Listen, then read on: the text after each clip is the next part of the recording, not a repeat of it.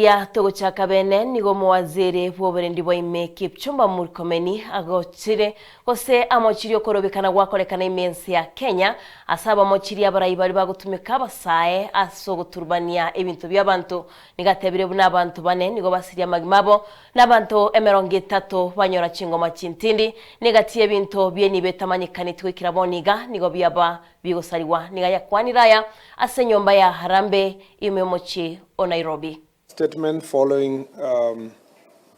today's chaos, looting, violence and disruption of transport during protests against the fuel prices this Monday, 18th of May 2026. Our attention has been drawn to the chaos, violence, looting and disruption of transport in the country today, ostensibly to protest high fuel prices. Even though our Constitution protects the right to demonstrate and picket, it is quite unfortunate that today's protests have once again been hijacked by political actors for political ends. Whereas we take cognizance of the fact that fuel prices have risen significantly as a result of ongoing global political crisis, looting, violence, blocking roads, and vandalizing public and private property can in no way bring down the oil prices. The government, led by the National Treasury and the Ministries of Energy and Transport, are taking steps to engage with transport stakeholders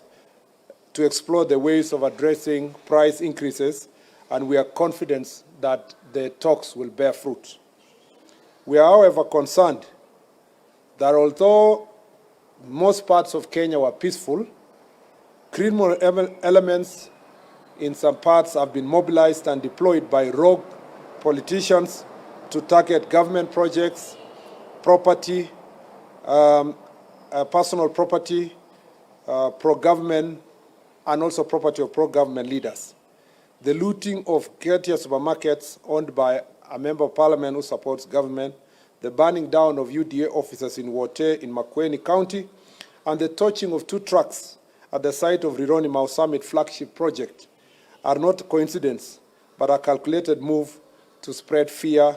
and intimidate government supporters and innocent public servants. Coupled with the recent violent attacks on Ms. Rachel Wandeto, who passed on this morning, we are witnessing a clear scheme where a section of political class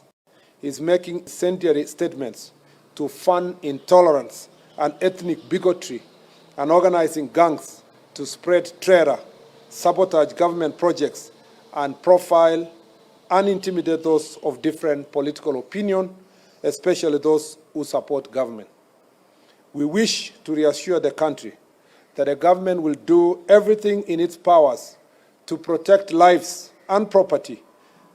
and at no time would lawlessness be allowed to take root in any part of our country. We will intensify our fight against organized crime and its sponsors who are hell-bent on propagating anarchy.